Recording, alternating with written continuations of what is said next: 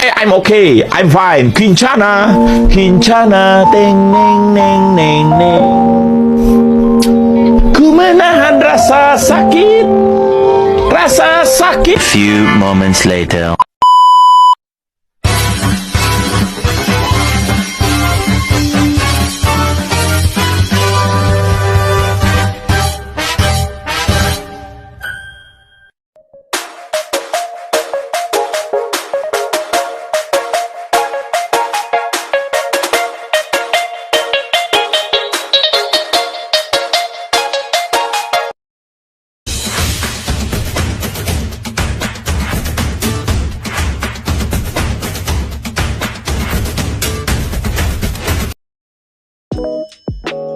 Pasar adalah tempat bertemunya penjual dan pembeli untuk melakukan kegiatan jual beli.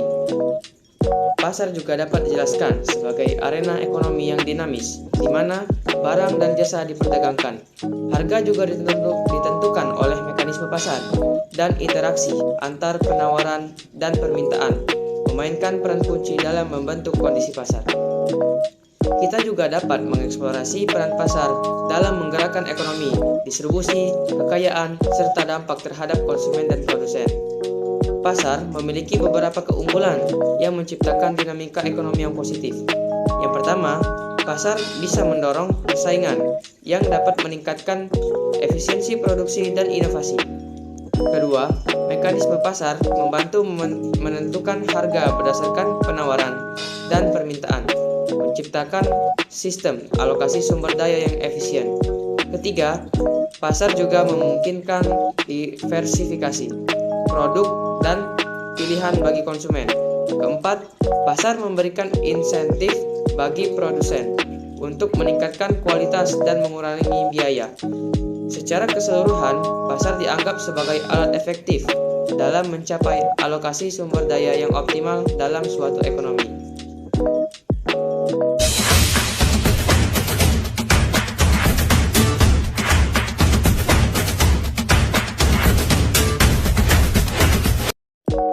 Seperti yang kita ketahui, pasar adalah tempat bertemunya penjual dan pembeli untuk melakukan transaksi jual beli barang atau jasa. Pasar memiliki peran penting dalam perekonomian, yaitu yang pertama, untuk memperlancar proses distribusi barang dan jasa. Pasar menjadi sarana bagi produsen untuk menyalurkan barang dan jasanya kepada konsumen. Yang kedua, untuk menetapkan harga. Harga barang dan jasa di pasar ditentukan oleh mekanisme pasar, yaitu interaksi antara permintaan dan penawaran. Yang ketiga, meningkatkan efisiensi. Pasar mendorong produsen untuk memproduksi barang dan jasa secara efisien agar dapat bersaing dengan produsen lain, serta mendorong konsumen untuk menggunakan barang dan jasa secara efisien agar dapat menghemat pengeluaran. Yang keempat, meningkatkan kesejahteraan masyarakat.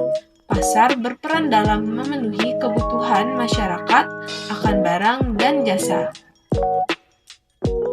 Pasar dapat dikelompokkan berdasarkan berbagai kriteria. Pertama, berdasarkan wujudnya.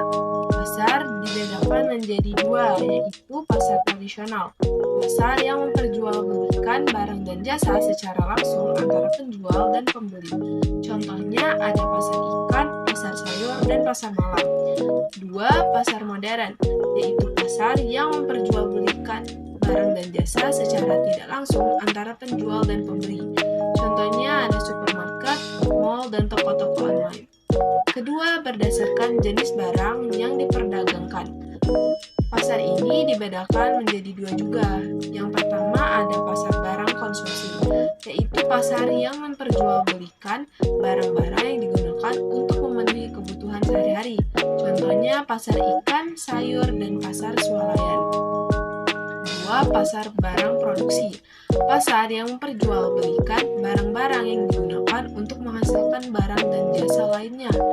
Contohnya ada pasar bahan baku, pasar modal, dan pasar tenaga kerja. Ketiga, berdasarkan luas jaringan distribusi pasar ini dapat dibedakan menjadi 4. Satu, pasar lokal, yang kegiatannya hanya berlangsung di daerah tertentu. Contohnya pasar di desa atau kelurahan. Yang kedua, pasar regional, yaitu pasar yang kegiatannya berlangsung di beberapa daerah dalam wilayah. Contohnya ada pasar induk di kota-kota besar. Ketiga, pasar nasional, yaitu pasar yang kegiatannya berlangsung di seluruh wilayah suatu negara. Contohnya ada pasar modal dan pasar uang. 4. Pasar internasional, yaitu pasar yang kegiatannya berlangsung di seluruh dunia. Contohnya ada pasar komoditas dan pasar valuta asing.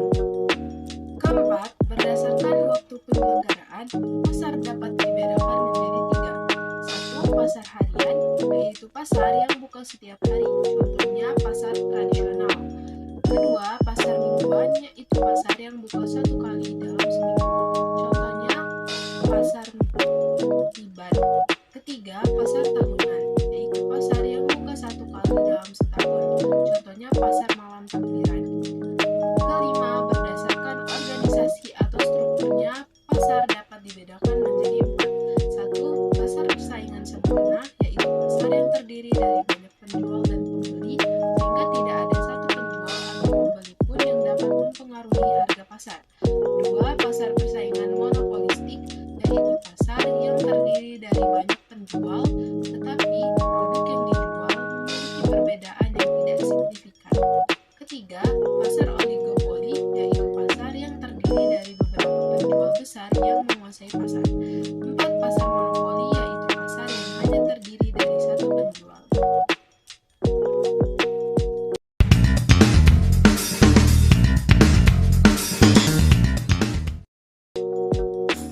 Struktur pasar adalah cara menggambarkan karakteristik dan dinamika hubungan antara penjual dan pembeli. Jenis struktur pasar ada 2, yaitu yang pertama pasar persaingan sempurna. Pasar persaingan sempurna adalah pasar yang di dalamnya banyak penjual dan pembeli, namun kedua belah pihak tidak dapat mempengaruhi harga. Terus yang kedua, pasar persaingan tidak sempurna. Pasar persaingan tidak sempurna ini adalah sebuah pasar yang mana selisih penjual dan pembeli sangat banyak, tapi dengan barang atau produk yang sama. Terus pasar persaingan tidak sempurna dikelompokkan menjadi 5, yaitu yang pertama pasar monopoli, yang kedua pasar oligopoli, yang ketiga pasar monopolistik, terus yang keempat pasar monopsoni, dan yang terakhir pasar oligopsoni.